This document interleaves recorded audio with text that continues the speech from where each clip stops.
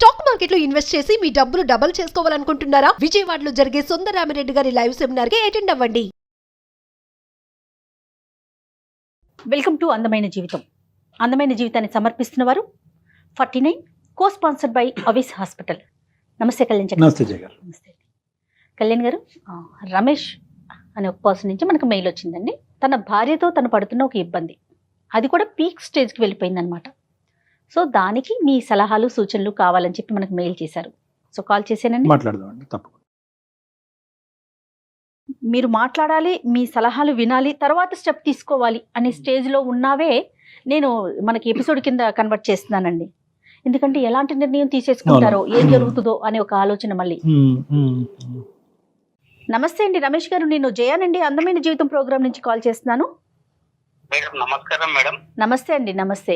మీరు మెయిల్ చేశారు, సో నేను డాక్టర్ గారితో మాట్లాడాను. నాతో పాటు డాక్టర్ కళ్యాణ్ చక్రవర్తి గారు కూడా ఉన్నారు. ఓకే మేడం, మాట్లాడతాను మేడం. ఒక్కసారి మీ సమస్యని బ్రీఫ్ గా మాట్లాడండి. రమేష్ గారు నమస్తే. నమస్తే సార్. నమస్కారం సార్. నమస్కారం సార్. చెప్పండి రమేష్ గారు, ఏంటి సమస్య? ఎవరి గురించి? ఎంతకాలం బట్టి? సార్ నాకు మా భార్యదే సమస్య సార్. నాకు ఏంటంటే 10 సంవత్సరాలు అవుతుంది సార్ మాకు మ్యారేజ్ అయ్యి. సార్ మాకు 2 పిల్లలు ఉన్నారు సార్. మాకు ఒకరు 7 years, ఒకరు 6 years సార్. ఓకే. మేము ఇక్కడ హైదరాబాద్ లో నివాసం ఉంటున్నాం సార్. ఇక్కడ ఉద్యోగ రీత్యా ఇక్కడికి వచ్చేసి ఇక్కడ ఉంటున్నాం సార్ మేము. అయితే నాకు సాయంత్రము 6ంటికి జాబ్ అయిపోతుంది సార్. సాయంత్రం 6 తర్వాత ఇంటికి వెళ్ళేసరికి నాకు ఒక 20-25 minutes పడుతుంది సార్ నాకు ఇంటికి వెళ్ళడానికి. ఓకే. ఒకవేళ ట్రాఫిక్ జామ్ అయ్యి లేకపోతే ఏదన్నా అటు ఇటు అయ్యి కొద్ది ఒక 10 నిమిషాలు లేట్ అయితే ఇంట్లో నాకు టార్చర్ ఉంటది సార్.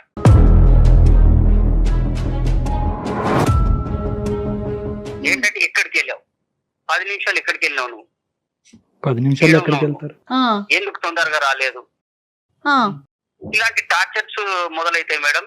ఓకే. నాకు ఉద్యోగంలో నేను డ్యూటీలోనే నేను టార్చర్ తో ఉంటాను. నేను బాగా పని భారం ఎక్కువయ్యి మళ్ళీ ఇంటికి వచ్చేసరికి ఒక 10 నిమిషాలు లేట్ అవుతే నాకు ఇలాంటి టార్చర్స్ మొదలవుతున్నాయి. మానసిక ఒత్తిడి చాలా ఉంది మేడం నాకు. ఒకసారి నేను మామూలుగా ఒక మాట అనేసి నేను డ్యూటీకి వెళ్ళిపోయాను సార్. మార్నింగ్ నేను వెళ్ళిపోయేసరికి మళ్ళీ ఈవినింగ్ వచ్చేసరికి ఇంట్లో ఒక చీటీ రాసి పెట్టి ఉంది, తాళం వేసి ఉంది సార్. నా గురించి వెతకయ్యాను.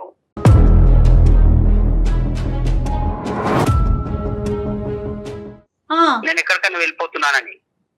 నేను 2 పిల్లలు తీసుకొని వెళ్ళిపోయింది మేడం.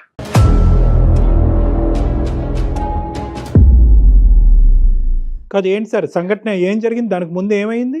మామూలుగా టీ అడిగాను సార్ నేను. ఆ టీ అడిగిన దానికి కూడా అంటే మామూలు అంతకంటే ముందు రోజు ఏమంటే కొత్త 10 నిమిషాలు లేట్ వచ్చాను సార్ నేను డ్యూటీ నుండి. మళ్ళీ లేట్ గురించి లేట్ అయ్యారనేదే? లేట్ అయ్యే దానికి మామూలు చిన్న చిన్న సమస్యలు సార్. ఇవి పెద్ద సమస్యలు కావు సార్. చిన్న సమస్యలకి అవి పెద్దగా చేసుకొని నాకు మెంటల్ టార్చర్ పెట్టేస్తుంది సార్. ఎక్కడుందండి? వాళ్ళ ఇంటికి వెళ్ళిందా? లేదు సార్, వాళ్ళ ఇంటికి వెళ్ళలేదు సార్. మళ్ళీ ఎక్కడ హైదరాబాద్ లోనే ఉంది సార్. సార్ రైల్వే స్టేషన్లు వెతికాను, తర్వాత ట్యాంక్ బండ్ దగ్గర వెతికాను. అదే కదా మరి, మనుషులు కనిపించకపోతే అది ఎంత కంగారు. నరకం లేండి, అది నరకం. తర్వాత సార్, తర్వాత ఇంకా ఎలాంటివి ఏమైనాయి? నేను టీ పెట్టిమంటే టీ పెట్టడానికి వెళ్ళి మామూలుగా చిన్న గొడవతో స్టార్ట్ అయ్యి మామూలుగా చీర కొంగు మన స్టవ్ పైన పెట్టి పడేస్తుంది సార్.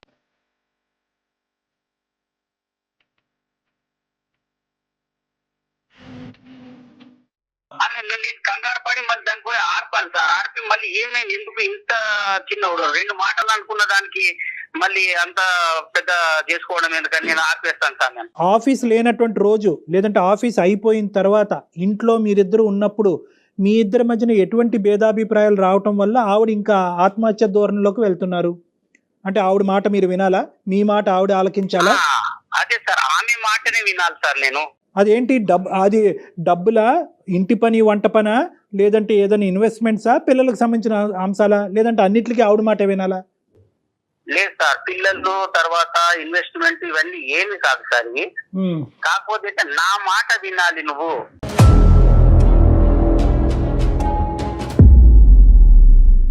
పెళ్ళైన దగ్గర నుంచి ఇంతేనా? పెళ్ళైన దగ్గర నుంచి ఇంతే మేడం. మామూలుగా ఒక 2-3 నెలలు మామూలుగా ఉన్నారు మేడం. ఎన్ని సంవత్సరాలు అవుతుందండి మీకు పెళ్ళయి? 10 సంవత్సరాలు అవుతుంది మేడం. 2 పిల్లలు. ఇప్పుడు మా వాళ్ళు ఉన్నారు సార్. మా వాళ్ళ దగ్గరికి నేను వెళ్ళాను అనుకోండి, మా అక్క చెల్లెళ్ళ వాళ్ళ దగ్గరికి వెళ్తే ఎందుకు వెళ్ళావు అనేటువంటి గొడవ స్టార్ట్ చేస్తారు సార్. వాళ్ళ దగ్గరికి వెళ్ళొద్దు, నేను ఎవరి దగ్గరికి వెళ్ళొద్దు, నేను ఎవరితో మాట్లాడకూడదు, ఎవరితో ఫ్రీగా మాట్లాడినా ఎందుకు మాట్లాడావు, ఈ అనుమానంతో మళ్ళీ ఇంటికి వచ్చిన తర్వాత ఏమన్నారు సార్, మళ్ళీ 10 తర్వాత ఇలాంటి టార్చర్ స్టార్ట్ చేస్తుంది సార్. 10 తర్వాత టార్చర్ స్టార్ట్ చేసిన తర్వాత 11, 12 అవుతుంది సార్ మాకు ఈ గొడవ, చిన్న చిన్న గొడవలు. ఇంట్లోంచి వెళ్ళిపోవటం ఒకటి, చీర కొంగ ఏమొచ్చి స్టవ్ మీద వేసి తను హామ్ చేసుకునేటటువంటిది ఇంకా ఏమైనా ఉన్నాయండి ఇలాగా? ఇంకా ఉన్నాయి సార్. మామూలు వంట రూమ్ లో వెళ్తా సార్, వంట రూమ్ లో వంట చేసుకుంటూ చాప్ తీసుకొని పోసేసుకుంటుందండి.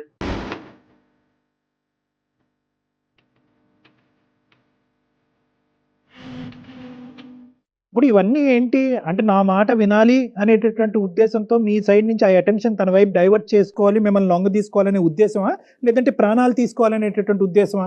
లేదు సార్, నన్ను ఏమన్నా సార్, నన్ను ఏమనకుండా ఆమె చేసుకోవడం, ఆమె చేసుకుంటాను.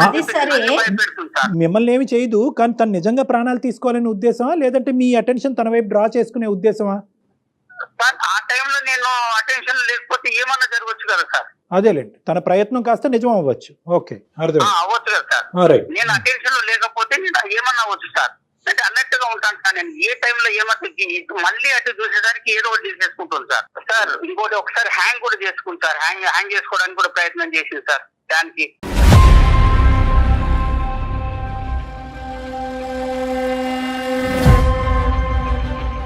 ఆవిడ ఇంత భయంకరమైనటువంటి స్టెప్స్ తీసుకోవడానికి మీరేమి ఆవిడ్ని రెచ్చగొట్టే ప్రయత్నం లేదంటే మాటలతో ఏమన్నా ప్రోత్సహించి ఆ విధంగా ఏమన్నా చేస్తున్నారన్నట్టు మీకేం అనిపించట్లేదా? నేను ఏం చేయను సార్, నేను అలాంటివి కూడా ఏం చేయను సార్. ఆమె చెప్పినట్లే వింటాను. ఎప్పుడన్నా ఇలాగా జరిగినప్పుడు ఏమన్నా కొన్ని ఒక మాట ఏమన్నా అన్నప్పుడు నా మాటనే వినాలి నువ్వు. మీకేమన్నా అలవాట్లు ఉన్నాయా సార్? మీకేమన్నా అలవాట్లు ఉన్నాయా, డ్రింకింగ్ కానీ స్మోకింగ్ కానీ? లేవు సార్, నాకు అలాంటివి ఏం లేవు సార్. సార్ నేను ఇంట్లోనే ఈ బాధపడుతున్నాను సార్. నేను బయట అవన్నీ ఎఫెక్ట్ చెల్లబెట్టుకుంటాను సార్ నేను. అదే అర్థమైంది నాకు.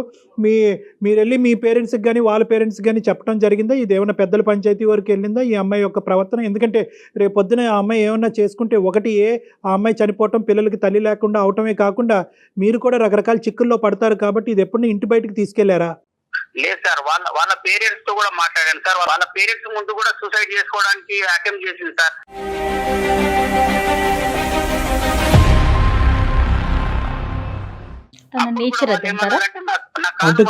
అల్లుడు గారు మీరు కొంచెం మా అమ్మాయిని జాగ్రత్తగా చూసుకోండి అని చెప్పారు సార్. సో తను సరదాగా నవ్వుతూ ఉండే సందర్భాలు ఉంటాయండి ఆవిడకి? ఎప్పుడైనా నవ్వుతూ సంతోషంగా ఉంటాయా, లేదంటే ఎప్పుడు బాధలు, గొడవలు, చనిపోవటానికి థ్రెట్స్ ఇలాంటివే ఉంటాయా?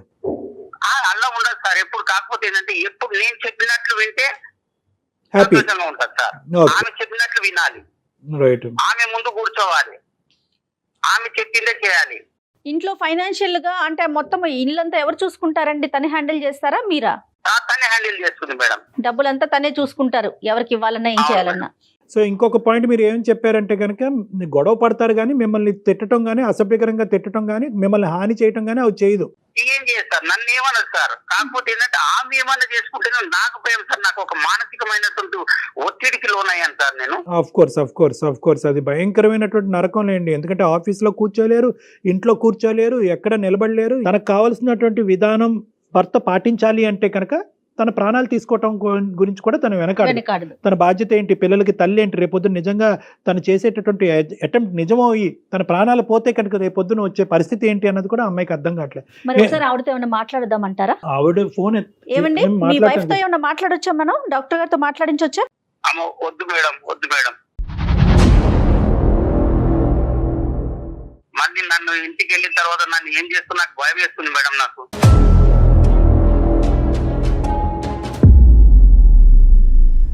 మరి లేదంటే నా దగ్గర తీసుకొస్తారా? పోనీ పర్సనల్ గా తీసుకెళ్తారా? అసలు రావాలి కదా తను. చూడండి ఒకసారి ఒక్క నిమిషం రమేష్ గారు, మీరు ఒకసారి ఆవిడకి ఫోన్ కనెక్ట్ చేసి నేను ఎలా మారాలో, నీకు అనుగుణంగా నేను ఎలా మారాలో నాకు అర్థం కావట్లేదు, కాబట్టి నేను ఎలా మార్పు చెందితే కనుక నీకు నచ్చే విధంగా నీ ప్రాణాల మీదకి నువ్వు తీసుకురాకుండా విధంగా మలుచుకోవాలనే ఉద్దేశంతో నేను చేశానని చెప్పి మీ గురించి మాకు కాల్ చేసినట్టు ఆవిడతో చెప్పండి. ఆవిడ గురించి మాకు కాల్ చేసినట్టు వద్దు. అలా అయితే కనుక ఆవిడ మాట్లాడు 2 సెకండ్లో ఫోన్ పెట్టేస్తారు, రేపు ఇంటికి వెళ్ళిన తర్వాత మీ పని అయిపోద్ది. కాబట్టి నేను ఎలా మారాలి అనే ఉద్దేశంతోనే నేను చేశాను అన్నట్టుగా ఒకసారి ట్రై చేయండి. మీ వైఫ్ గురించి కాదు, మీకోసమే మాకు కాల్ చేశారని చెప్పండి ఆవిడకి, అంతే కదండి? అంతే బెటర్ అమ్మా. Okay madam. आपका कॉल होल्ड पर है, कृपया प्रतीक्षा कीजिए, please stay on the line. Hello hello Harika, చెప్పు, ఏంటి ఈ టైంలో ఫోన్ చేసావు? ఆఫీస్ లో వర్క్ లేదా? ఉంది, ఆఫీస్ లోనే ఉన్నా నేను. ఆ, సాధారణంగా చేయను కదా ఫోన్ నువ్వు ఈ టైంకి. చేయను కానీ ఇవాళ ఏంటంటే సుమన్ టీవీ అందమైన జీవితం ప్రోగ్రామ్ తెలుసు కదా అది. అయితే ఏం లేదు హారిక, మనం ఇప్పుడు చిన్న చిన్న గొడవలు అవుతుంటాయి కదా మనకి ఇంట్లో. అయితే అవన్నీ నువ్వు వాళ్ళ దగ్గరికి వెళ్ళి చెప్తున్నావా కూర్చుని?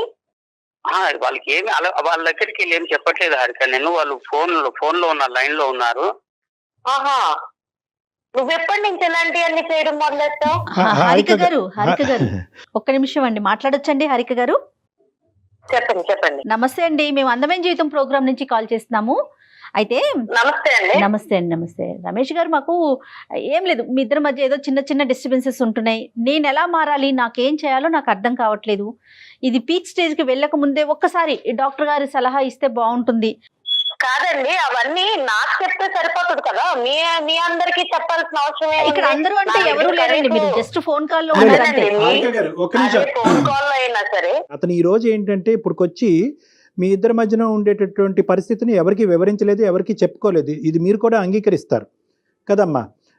అతను ఏంటంటే అవునండి. ఏదైనా మీ ఇద్దరి మధ్యన 4 గోళ్ల మధ్యనే సెటిల్ చేసుకోవాలి, ఇంటి గుట్టు బయటకు తీసుకెళ్తాం ఎందుకని చెప్పి బహుశా దగ్గర మీ 10 సంవత్సరాల జీవితాన్ని అతను ఈ విధంగానే గడిపాడు. కానీ ఇదే ఫస్ట్ టైం మన ప్రోగ్రామ్ చూసి ఈ ప్రోగ్రామ్ మీద నమ్మకం కలిగి వీళ్ళు ఇన్వాల్వ్ అవుతే కనుక దీనికి ఒక సొల్యూషన్ వస్తుంది అని చెప్పి అది కూడా ఎలా అడిగాడు, ఏమండి మా ఆవిడకి నచ్చేటటువంటి విధంగా నేను మారాలి అని అనుకుంటున్నాను, ఎన్ని ప్రయత్నాలు చేసినా నేను విఫలమవుతున్నాను, నేను నచ్చే విధంగా మారితే కనుక మా ఆవిడ మానసికంగా ప్రశాంతంగా ఉంటుంది, సో మా ఆవిడ ప్రశాంతత గురించి మా కుటుంబం గురించి నాకు ఒక 2 సలహాలు ఇవ్వండి అంటే, బాబు నీ సైడే చెప్తే మాకేం అర్థం అవుతుంది, ఆవిడకి కూడా ఫోన్ కలిపాయి అంటే అతను భయపడుతూ లాస్ట్ మినిట్లో మేమే కన్విన్స్ చేసి మీకు కల్పించామా, దయచేసి ఈ అంశం మీద అతని మీద మీరు కోప్పడద్దు, అసలు మీరు ప్రాణాలే తీసుకునే పరిస్థితి వరకు ఎందుకు వెళ్తుంది, ఎందుకు ఇన్ని అటెంప్ట్స్ చేశారు, ఏం జరుగుతుందో ఒకసారి చెప్పండి అమ్మా ప్లీజ్, మై రిక్వెస్ట్.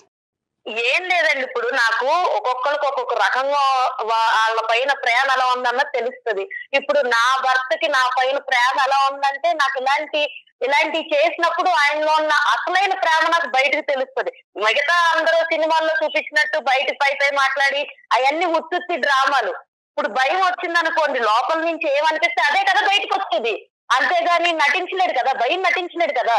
సో నాకు ఏదన్నా నచ్చలేదు అనుకోండి, ఇప్పుడు నేను ఏం చెప్పాను, నాతో ఉండమన్నాను, అందులో తప్పేం మాట్లాడా లేదు కదా. నాతో ఉండు, నన్నే చూడు, నాతో మాట్లాడు, నువ్వు మాట్లాడే 10 నిమిషాలైనా నాతో మాట్లాడు, కామెడీ చేస్తా నాతో మాట్లాడు. నేను మా అమ్మగారి ఇంటికి వెళ్ళినా కూడా ఈయన్నే తీసుకుని వెళ్తాను, ఎందుకంటే నాకు అక్కడ కూడా ఒకదాన్ని ఉండడం ఇష్టం లేదు కాబట్టి ఈతో ఉండాలనుకుంటున్నాను, అందులో తప్పేమని చెప్పండి. అతను మీతో ఉండాలి అన్నది అది ఫుల్ఫిల్ చేయలేకపోతున్నాడా, చేయగలుగుతున్నాడా? చేస్తున్నారండి. ఇప్పుడు దాని గురించి కంప్లైంట్ చేయడం ఎందుకు అని అంటున్నాను నేను. మీకు అవన్నీ కూడా ఒక కంప్లైంట్ లాగా నేను ఇంటికి వెళ్ళినా తీసుకురావాలి, ఇవన్నీ కూడా మీకు చెప్పాల్సినంత ఇది ఉండదు కదా అని నేను అంటున్నా. కానీ అంతకంటే ముఖ్యం ఏంటంటే రోజువారీ అంశాల్లో అతను చెప్పడం ఏంటంటే కనుక నేను ఒకసారి ట్రాఫిక్ డిలే ఇంకో కారణాల వల్ల ఇంటికి టైంకి చేరుకోలేనండి, అది కూడా ఒక ప్రాబ్లం అయిపోతుంది. నిజంగా ప్రాణాలు తీసుకునే అంత భయంకరమైన గొడవలు అంశాలు ఉన్నాయమ్మా మీ ఇద్దరి మధ్యన?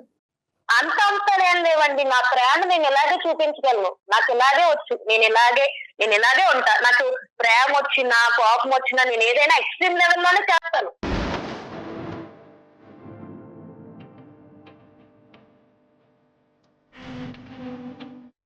నేను అంత ఆదాగా నేను అలా లేనండి, చిన్నప్పటి నుంచి నేను ఎలాగే పెరిగాను.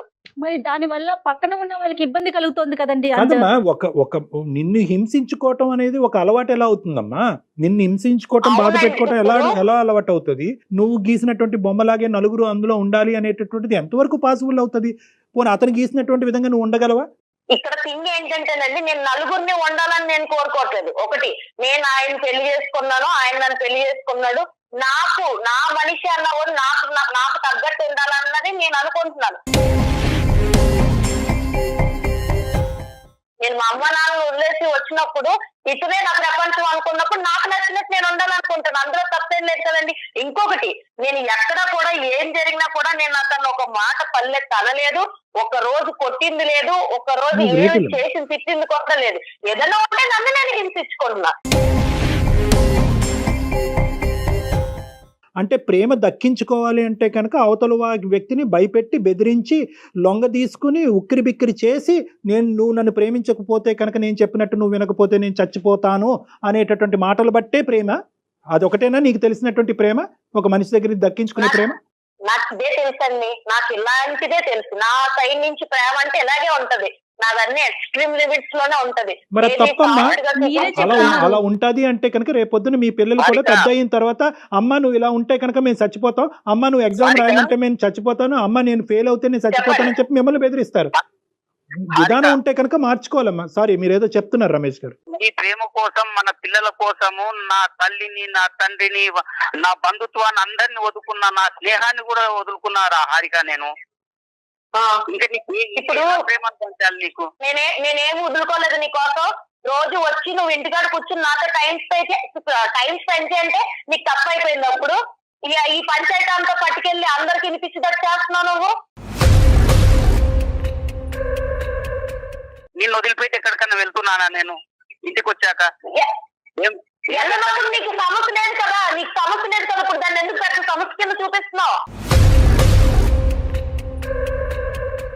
నీకు కానటువంటి సమస్య, నీకు ఇప్పటికీ కూడా నువ్వు చేసేటటువంటి భయంకరమైనటువంటి వికృతమైనటువంటి పనులు ఇప్పటికీ మీకు అర్థం కావట్లేదు. ఇవన్నీ వికృతమైనటువంటి పనులు. చెంగేమో వచ్చి స్టవ్ మీద వేయటము, ఇంట్లోంచి పారిపోవటము, ఉరి తీసుకోవటానికి ప్రయత్నం చేయటము, విపరీతమైనటువంటి భయంకరమైనటువంటి ప్రయత్నాలు. నా అలవాటు చిన్నప్పటి నుంచి నా ప్రేమను వ్యక్తపరచడం, ప్రేమను దక్కించుకునేటటువంటి విధి విధానాలు ఇదే అని చెప్పి మీరు గొప్పగా చెప్పుకోకండి అమ్మా. నెంబర్ 1 అని చెప్తున్నారు తనే. ఇది ఎక్స్ట్రీమ్ అని మీకు తెలిస్తే కనుక ఆ ఎక్స్ట్రీమిటీ అనేటటువంటిది మార్చుకోవాల్సినటువంటి బాధ్యత మీ మీద ఉంది. ఒకప్పుడు మీరు మార్చుకోలేరు, కెపాసిటీ మీకు అది లేదు అంటే కనుక మాలాంటి వాళ్ళ దగ్గర రండి, అది రెక్టిఫై చేస్తాం. కానీ దయచేసి నేను చెప్పేది ఏంటంటే ఈ వాతావరణం పిల్లలకి చూపెట్టద్దాం. ఇందాక నేను ఒక మాట అన్నాను, రేపొద్దున మీ అమ్మాయి కానీ మీ అబ్బాయి కానీ అమ్మ నాకు ఇది జరగకపోతే సూసైడ్ చేసుకుంటాను, అమ్మ నాకు ఇది జరగకపోతే మేడ నుంచి దుంకుతాను, అమ్మ ఇది జరగకపోతే టాబ్లెట్స్ మింగుతానంటే ఎలా ఉంటుందమ్మా నీకు? మీ అలవాటు ఇదేరా, అదే అలవాటులో కంటిన్యూ అవ్వండి అని మీ పిల్లలకు చెప్తారా? ఇప్పుడు అంత దూరమే వస్తే నేను అప్పుడు ఏదనిపిస్తే అదే చేస్తానండి.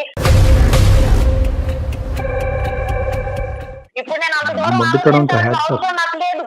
ఇప్పుడు నాకేంటంటే నా భర్త నాతో ఎలా ఉండాలన్నదే నాకు ముఖ్యం. చెప్పండి హారిక, చెప్పండి. చేయాల్సిందంతా చేసి హారిక అంటే ఏం సరిపోద్దు? ఇప్పుడు నిన్నెవరు ఇవన్నీ బయటకు మాట్లాడమన్నారు ఫస్ట్?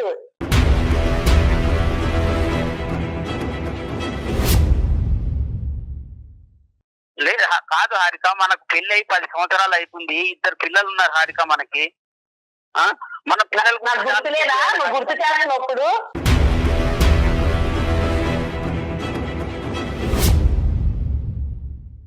అందుకే కదా నువ్వు సరిగ్గా సరిపోద్ది కదా. నువ్వు అలాంటి ఏమి చేయనప్పుడు నేను ఎందుకు అలాంటి పనులు చేస్తాను? సరిగ్గా అంటే ఎలా ఉండాలని కోరుకుంటున్నారు హారిక? నాకేం లేదండి. ఆఫీస్ అయిపోయాక వచ్చి నాతో పాటు కూర్చొని టైం స్పెండ్ చేయాలి, నాతో మాట్లాడాలి, ఏదన్నా ఉంటే నాతో షేర్ చేసుకోవాలి, అన్ని నేనే అవ్వాలని నేను అనుకుంటున్నా. అందులో తప్పే ఉంది. నీవు చెప్పి నేను ఏం పాటించట్లేదు హారిక. నేను ఇంట్లో ఉండట్లేదు, ఎక్కడికైనా బయటకన్నా వెళ్తున్నాను హారిక. ఇప్పుడు నేను ఎలాంటి టైంలో నేను అలాంటి అటెంప్ట్స్ చేస్తున్నాను చెప్పు. నువ్వు ఏదన్నా నేను చెప్పింది చేయకపోతేనే కదా నేను చేస్తున్నాను. అమ్మ నువ్వు అడిగేటటువంటివన్నీ అడుగుతున్నావు, అతను ఏమంటే చేసేటటువంటివన్నీ అతను చేస్తున్నానని అంటున్నాడు. ఇప్పుడుకొచ్చి నువ్వు చేయలేకపోతున్నావు, ఇది చేయలేకపోతున్నావు అని చెప్పి ఒక్కటి కూడా ఇది చేయలేదు, ఇది చేయలేకపోయాడు మీరు చెప్పలేకపోయారు. ఓన్లీ థింగ్ ఏంటంటే మీకు కావలసినటువంటి విధంగా అతను ఉన్నాడు, ఇప్పటికీ ఉన్నాడు. కానీ ఏంటంటే అతను ఏమన్నా ఆ గీత దాటి అటువైపు వెళ్తాడనేటటువంటి ఆలోచనతో ఏంటంటే మీరు అటో గీత దాటి దాన్ని బ్లాక్మెయిల్, నేను చచ్చిపోతాను అనేటటువంటి దాంతో ముడిపెట్టి ఇంకా ఇంకా ఇంకా ఇంకా లొంగ తీసుకునేటటువంటి ఒక పిచ్చి ప్రయత్నం మీరు చేస్తారు. కాదు హారిక, భయంతో లొంగ తీసుకుంటారా, ప్రేమతో లొంగ తీసుకుంటారా? ఏ వ్యక్తినైనా ఎవరినైనా ఇంత పోసగుచ్చినట్టు ఒక మగాడు కానీ ఆడది కానీ సంసారం కాపురాలు చేయలేరమ్మా. ఇంపాసిబుల్. అతని వ్యక్తిత్వం బట్టి అతను ఉంటాడు, మీ వ్యక్తిత్వం బట్టి మీరు ఉంటారు. At the end of the day మీ ఇద్దరి మధ్యన ఒక బంధం ఉంటుంది, ఆ బంధానికి ఒక ప్రేమ ఉంటుంది, అంతేగాని ఇదేదో 2 1 2 2 2 4 2 3 6 అన్నట్టుగా ఉండదమ్మ. ఇది జీవితం. అది బహుశా నీకు ఎవరు చెప్పలేదు, ఇప్పుడు మేము చెప్తే అర్థం అవుతుంది అనేటటువంటి ఆస్తో నేను ఇలా చెప్తున్నాను. నెంబర్ 1. నెంబర్ 2 ఏంటంటే ఈరోజు నిజంగా ఈరోజు ఎంతో అదృష్టం బాగుంది కాబట్టి ఈరోజు నువ్వు నేను మాట్లాడుకుంటున్నావు అమ్మా. నువ్వు చేసినటువంటి ఒక్క అటెంప్ట్ అయినా కూడా ఈరోజు నిజమై ఉంటే కనుక నీ ప్రాణాలే దక్కుండేవి కాదు. ఒక పనికిరాని కారణానికి ప్రాణాలు తీసుకున్న ఒక భార్యగా, ఒక తల్లిగా చరిత్రలో నిలిచిపోతావు నువ్వు. ఏమన్నా అర్థం ఉందా? మీకేమన్నా క్యాన్సర్లు ఉన్నాయా? రేపో మాపో చచ్చిపోతున్నారా? లేదంటే ఇంకేమన్నా బలమైనటువంటి ఫైనాన్షియల్ బలహీనతలు ఉన్నాయా? తినటానికి తిండి లేదా? పడుకోవటానికి ఇల్లు లేదా? ఏం లేదు మీకు. అన్నీ ఇస్తే దేవుడు అన్నీ ఇస్తే ఇదొక రోగమేమో అని అనుకోవాలి మనం. నిజంగా నాకు కోపం వస్తుందమ్మా. ఇది కాదమ్మా బతికేటటువంటి విధానం. నీకు విపరీతమైనటువంటి యాంగర్ మేనేజ్మెంట్ ప్రాబ్లమ్స్ ఉన్నాయి, అది ఒక మానసిక రోగం. దానికి ట్రీట్మెంట్ తీసుకోవాలమ్మా నువ్వు. నాకు ఇప్పుడు చాలా కోపం వస్తుందండి, మీరన్నీ అన్ని మాట్లాడుతుంటే నాకు కోపం అలా కదమ్మా, నిజంగా ఇంత చెప్పు కాదమ్మా, నిజంగా ఇంత చెప్పు చేతల్లో ఉండేటటువంటి మగాడు కావాలి అంటే కనుక నువ్వు ఏ రోబోనో పెళ్లి చేసుకోవాల్సింది. ఒక రోబోట్ని పెళ్లి చేసుకుని నీ చేతిలో ఒక రిమోట్ కంట్రోల్ ఉంటుంది, ప్లస్ మైనస్ అప్ డౌన్ నొక్కుంటే నువ్వు చెప్పినట్టుగా ఆడతాడు అతను. లేదమ్మా, లేదు, నేను ఓన్లీ అమ్మ ఇది కేవలం నీ లైఫ్ ఒక్కటే అయితే కనుక తల్లి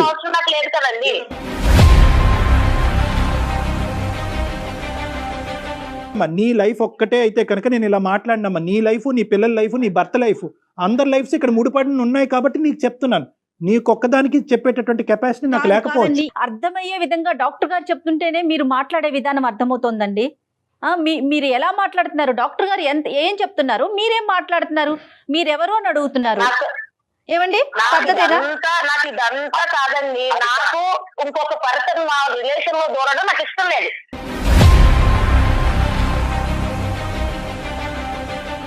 అది డాక్టర్ అయినా అవ్వండి, ఇంకెవరన్నా అవ్వండి, నాకు ఎవరు ఇష్టం లేదు. అది ఏదన్నా మీ ఇద్దరు మా ఇద్దరు ఇంకెవరు దూరడం నాకు ఇష్టం లేదు.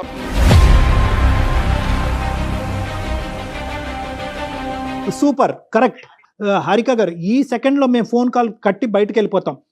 మీకు ఒక 1 వీక్ టైం ఇస్తాం. మీ ఇష్యూని రిజాల్వ్ చేసుకుంటారా? మీ ఇష్యూని మీ ప్రాణాల మీద తీసుకొచ్చుకోకుండా, సూసైడ్ చేసుకుంటాననేటటువంటి మాటలు రాకుండా, అటువంటి అటెంప్ట్లు చేయకుండా, ఇంట్లోంచి పారిపోకుండా మీరు మీ ఇష్యూని రిజాల్వ్ చేసుకునేటట్టు అయితే కనుక మాకెందుకమ్మా?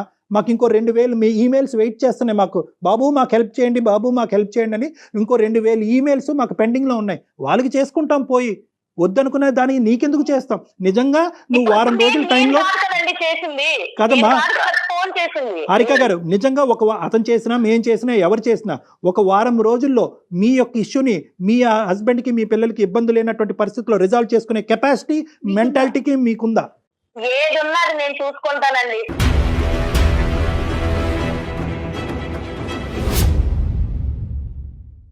ఎలా ఉండాలి, ఎలా చేయాలి, ఏం చేయాలి అన్నది నాకు ఎవరు చెప్పినా నచ్చదు. అమ్మా నార్సిస్టిక్ పర్సనల్ అంటారు, అహంకార ధోరణి. వినాలంటే నేను అదే అనుకుంటా. పెళ్ళై నేను వచ్చిన తర్వాత ఇతనే నా ప్రపంచం, ఇతనే నా సర్వస్వం అనుకున్నప్పుడు నేను ఏం చెప్తే ఆయన కూడా ఉండాలి.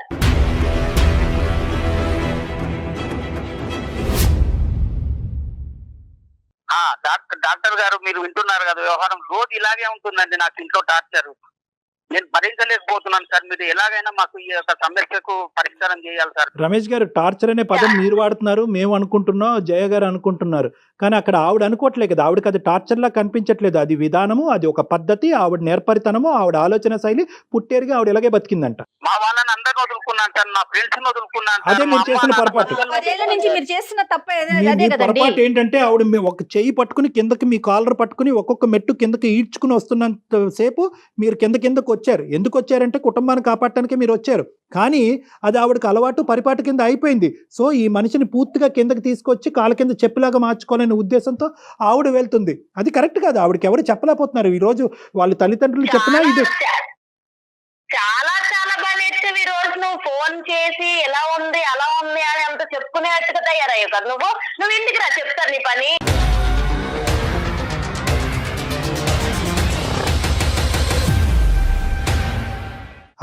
హారిక సారీ అమ్మ మేమేమైనా తప్పుగా మాట్లాడితే క్షమించండి. కానీ ఒక్క నిమిషం ఇంటికి రాస్తే చూద్దాం అని చెప్పి ఈరోజు ఇప్పటి వరకు అతను చూడలేదు అని అన్నావు. ఇప్పుడు ఏంటంటే అతను చూస్తాను అని అంటున్నావు. అతను చూస్తావో నువ్వేమన్నా చేసుకుంటావు అనేటటువంటి భయంతో మాకుంటుంది. ఒక్క 2 నిమిషాలు మనం మాట్లాడుకుందాం. ఒక్క నిమిషం హారిక. ఇప్పుడు ఇదంతా కాదండి. నాకు ఇప్పుడు కోపం తెప్పించాడు మా ఆయన. ఇవన్నీ మీకు చెప్పాల్సిన అవసరం లేదు. ఫస్ట్ థింగ్ నాతో మాట్లాడాలి, లేదా ఏదైనా ఉన్నా ఇలా ఉంది ఇలాంటి థాట్ ఉండాలంటే నాకు ముందు చెప్పాలి. నాతో నువ్వు 190 సార్లైనా మాట్లాడాలి. నువ్వు నన్ను పెళ్లి చేసుకున్నావు కాబట్టి నాకు చెప్పాలి. ఎన్నిసార్లైనా నువ్వు చెప్పాలి. నేను వినకపోతే నాకు అర్థమయ్యేలాగా నువ్వు చెప్తూనే ఉండాలి. నేను వినకపోతే నా చేతిలో ఉండదు.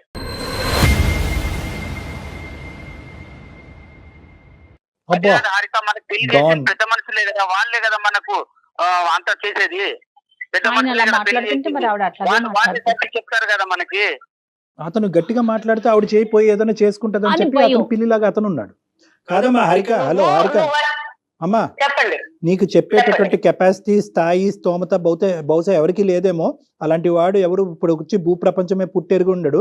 కానీ నేనేమంటున్నానంటే ఒక్కసారి ఇదే పని ఏదైతే కనుక నువ్వు నచ్చక మీ ఆయన ఆత్మహత్య ధోరణి ఇదే రేపు పొద్దున్న ఫ్యూచర్ గురించి నాకు అనవసరం అండి, ఈ రోజు గురించి నేను బతుకుతాను అని చెప్పి ఏదో మాట్లాడుతున్నావు. కానీ రేపొద్దున నీ పిల్లలు ఇదే చూసి అమ్మ మేము కూడా చచ్చిపోతామమ్మా అనేటటువంటి మాట అంటే కనుక అది మీరు ఏకీభవిస్తారా?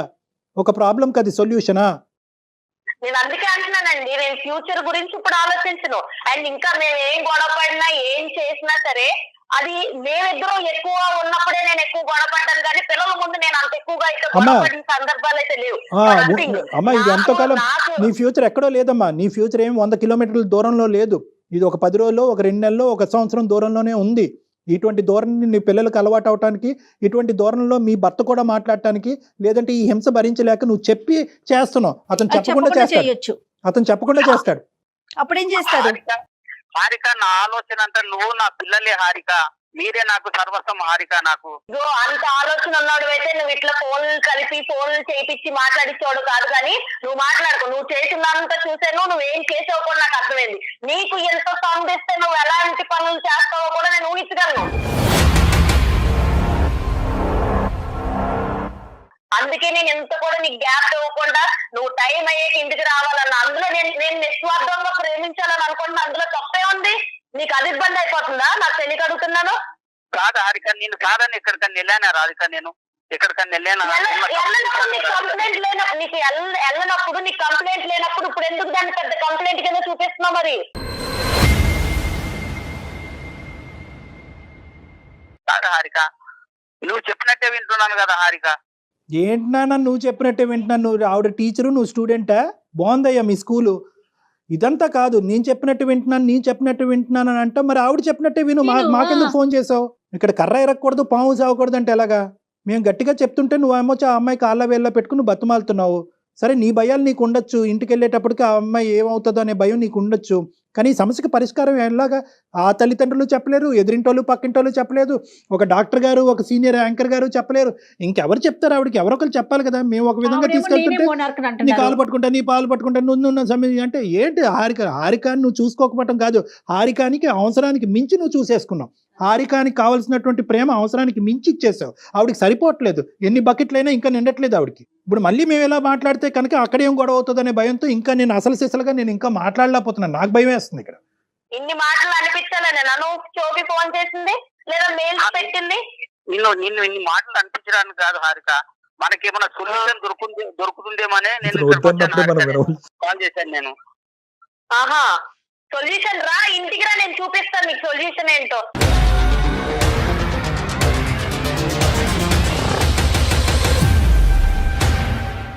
ఏం సొల్యూషన్ చేయొచ్చో, ఏం సొల్యూషన్ తయారు చేయొచ్చో నేను బాగా తయారు చేసి పెడతాను నీకోసం. నువ్వైతే ఆఫీస్ అయితే చక్కగా 6:30కి ఇంటికి వచ్చి ఏం సొల్యూషన్ ఉందని నువ్వు చూద్ది కానీ, నీ కల్లారా నువ్వు చూద్ది కానీ. థ్యాంక్ యూ సో మచ్ అండి మీ అందరికి. మీరు మాట్లాడింది నాకు దయచేసి అమ్మ ఒకటి, నువ్వు అతనికి ఏం సొల్యూషన్ ఏ సూప్ పెడతావో నాకు తెలియదు, కానీ నేను ఒకటే అడుగుతున్నాను. ఒక్కసారి అవకాశం ఉంటే కనుక ఈ రోజు అతను చేసినటువంటి తప్పుకి బహుశా అతను మీకు కాల్ చేసి మేమే అతన్ని ఇబ్బంది పెట్టి బలవంతంగా నీకు కాల్ చేయించడం జరిగింది. ఎందుకంటే ఎక్కడో చోట ఒక సానుకూలమైనటువంటి పరిష్కారం ఈ ప్రాబ్లంకి ఉంటుందేమో అనే ఉద్దేశంతో నేనే కలపండి అంటే అతను చాలా భయంతో కలిపాడు. ఇందులో అతను తప్పేం లేదు. బహుశా ఏదైనా తప్పు ఉంటే నాదే. నేను ఒకటే మిమ్మల్ని రిక్వెస్ట్ చేసుకునేది ఏంటంటే, ఒక్క 2-3 రోజులు శాంతియుతమైనటువంటి వాతావరణం నా క్లినిక్ వైపు నుంచి మీరు వెళ్ళేటట్టుగా అయితే ఒక్కసారి నా క్లినిక్ రండి ప్లీజ్. మనం కూర్చొని మాట్లాడుకుందాం. సరే అండి, నాకైతే ప్రస్తుతానికి ఎవరి వాదనలు ఎవరి పరిష్కారాలు వినే ఉద్దేశం అయితే అది నాకు లేదు. ఓకే అండి, ఓకే. మొత్తానికి ఈ రోజు మీరైతే మాట్లాడారు కాబట్టి థ్యాంక్ యూ సో మచ్. దానికోసం అయితే ఉంటాను మరి.